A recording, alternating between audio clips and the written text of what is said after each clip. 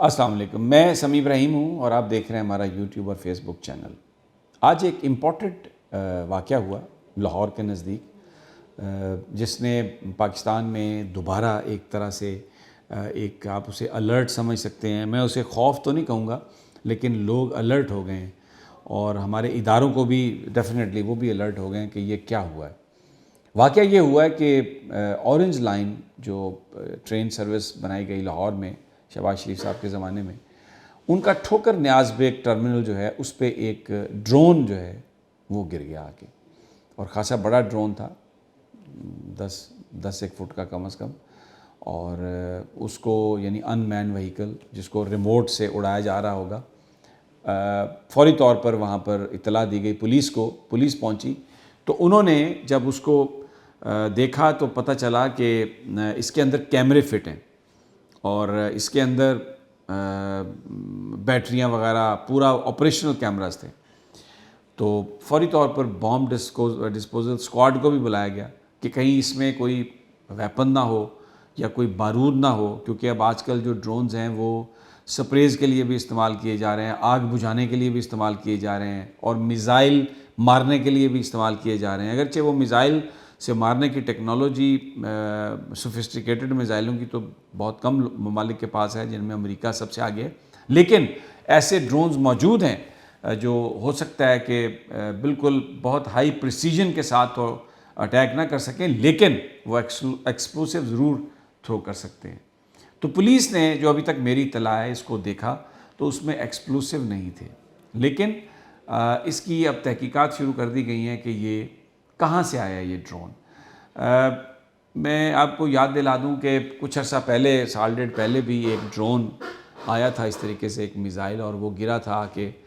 خانوال کے نزدیک علاقے میں، اور پھر بعد میں یہ بتایا گیا تھا کہ یہ بھارت کی طرف سے آیا ہے، غلطی سے فائر کیا گیا، لیکن بہت سارے لوگ یہ کہتے تھے کہ یہ غلطی سے فائر نہیں کیا گیا،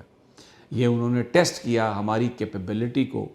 کہ کیا ہم کسی ایسی چیز کو فوری طور پر گرا سکتے ہیں جو پاکستان کی فضائی حدود میں داخل ہو۔ لیکن اس وقت یہ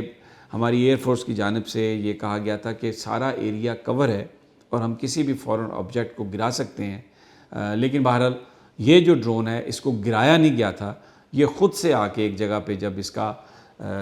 اس کی جو پرواز جو تھی یا جو اڑان تھی جب یہ ختم ہوئی تو یہ گر گیا۔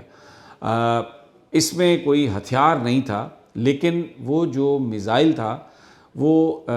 اٹامک وار ہیڈ وہ لے جا سکتا تھا، تو بڑا اس پہ ایک پاکستان نے احتجاج بھی کیا، بھارت نے کہا کہ ہم ایک انویسٹیگیشن بھی کر رہے ہیں اور یہ غلطی سے فائر ہوا، لیکن جو بہت سارے ایکسپرٹس ہیں جن سے میری بات ہوئی انہوں نے کہا کہ یہ جو غلطی کی بات ہے یہ کور اپ ہے، اور یہ در حقیقت پاکستان کی جو ڈیفنس کیپیبلٹی ہیں اس کو غالباً انڈیا ٹیسٹ کرنا چاہ رہا تھا، اور یہ سب کچھ انہوں نے کیا۔ اچھا، اب لیٹلی ہم نے بہت ہاسٹائل سٹیٹمنٹس سنی ہیں انڈیا کی، ان کے منسٹرز کی طرف سے، جس میں وہ یہ کہتے ہیں کہ ہمیں، ایک تو وہ یہ بات ابھی تک نہیں مانتے کہ کشمیر میں اب پاکستان کی طرف سے دراندازی رک گئی ہے۔ ہمیں یہاں پر پتہ ہے پاکستان میں کہ جو وہ تنظیمیں جن کا تعلق کشمیر سے تھا، وہاں پر وہ جو لوگ تھوڑی بہت امداد کرتے تھے ان پر مکمل پابندی ہے، اور کہیں بھی ہمیں وہ آپریشنل نظر نہیں آتے، سوائے اس کے کہ کچھ تھوڑے بہت اکا دکا ان کے آپریشنز چل رہے ہیں، ابھی جیسے فلڈ کا علاقہ تھا اس میں جو ریلیف کی کاروائیاں ہیں اس میں، لیکن در اندازی مکمل بند ہے۔ اور کشمیر میں جو اب انڈین بھی اس کو اکنالج کرتے ہیں، انڈین آرمی چیف نے بھی اپنے بیانات میں یہ کہا تھا، وہ جو بپن راوت ہیں، کہ مجھے یقین ہے اس بات کا، ان کے بعد بھی جو آرمی چیف بنے تھے، کہ اب در اندازی جو ہے وہ بہت کم ہو گئی ہے پاکستان کی طرف سے۔ ایک انہوں نے بھی پاکستان کو اس حوالے سے ایک یہ کہا کہ اب اس طریقے سے در اندازی نہیں ہو رہی، لیکن اب جو وزیر ہیں ان کے، وہ دوبارہ سے پاکستان کے حوالے سے یہ باتیں کر رہے ہیں کہ ہمیں پرشوٹ کرنا چاہیے، جو لوگ پاکستان میں بیٹھ کر کشمیر میں در اندازی کی کوشش کروا رہے ہیں وہ دہشت گرد ہیں اور ہمیں ان کو پکڑنا چاہیے۔ پھر اس قسم کی خبریں بھی آئیں کہ گلگت بلتستان جو ہے اس کو ہم اینیکس کر دیں۔ ایک ایسا ماحول وہاں سے بنا ہے، انٹرنل ان کی جو کوئی پولیٹیکل سچویشن ہے اس سارے معاملے میں کہ کچھ ہاسٹیلٹی جو ہے وہ بڑھی ہے، لیکن اچھی بات یہ ہے کہ پاکستان نے اس حوالے سے کوئی ہاسٹیلٹی نہیں دکھائی۔ اب بڑا سوال یہ ہے کہ یہ جو میزائل، یہ جو ڈرون ہے، کیا یہ بھارت کی طرف سے آیا؟ پاکستان کی اتھارٹیز ابھی اس حوالے سے کچھ نہیں کہہ رہی، لیکن اس کے اندر جو کیمرے لگے ہوئے ہیں اور پھر وہ جس جگہ پر گرا ہے یہ بڑی امپورٹنٹ ہے۔ ٹھوکر نیاز بیگ لاہور میں بڑی ایک امپورٹنٹ جگہ ہے۔ یہ جوہر ٹاؤن کے بھی نزدیک ہے، بالکل ایڈجیسنٹ ہے جوہر ٹاؤن کے۔ جوہر ٹاؤن وہ جگہ ہے جہاں پر رپورٹڈلی حافظ سعید صاحب کے بارے میں کہا جاتا ہے کہ وہاں پر ان کا گھر ہے۔ اس سے پہلے جوہر ٹاؤن میں اٹیک بھی ہوئے، ہم نے دیکھا سوئسائڈل بامبنگ بھی ہوئی، اور پھر وہ جب بھی جوہر ٹاؤن کا نام آتا ہے وہاں پر سوئسائڈل بامبنگ کی بات ہوئی تو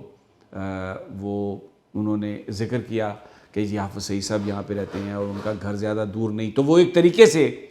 حافظ سعید کی کہانی کو انٹرنیشنل میڈیا پر دوبارہ زندہ کیا گیا، اور پھر ساتھ میں ہسٹری پوری بیان کی جاتی ہے پاکستان کی تاکہ ڈی فیم کیا جائے پاکستان کو۔ اسی طرح اب یہ جو ڈرون گرا ہے ابھی ہمیں پتہ نہیں ہے کہ یہ کہاں سے آیا، کیونکہ اتھارٹیز ابھی اس کو انویسٹیگیٹ کر رہی ہیں، اس انفارمیشن کو انہوں نے روکا ہوا ہے، لیکن اس کا ٹھوکر نیاز بیگ پر گرنا جو جوہر ٹاؤن کے بھی نزدیک ہے، اور پاکستانی بارڈر جو ہے لاہور کا جو وہ ٹھوکر نیاز بیگ سے کوئی 22 یا 25 کلومیٹر دور جو ہے وہ انڈین بارڈر ہے، اور اس کے اوپر کیمرے لگے ہوئے ہیں، اور پھر یہ گرا بالکل آ کے اورنج ٹرین جو کنیکٹ کرتی ہے لاہور کے ایک حصے کو، یعنی ٹھوکر نیاز بیگ سے شروع ہو کے لاہور میں سے گزرتی ہوئی، والڈ سٹیز میں سے گزرتی ہوئی یہ شالامار باغ اور یہ ادھر واگا کی طرف، لکھو ڈیر کی طرف جاتی ہے، تو اس کے ٹریک پر یہ آ کے گرا ہے اور کیمرے اس میں لگے ہوئے ہیں۔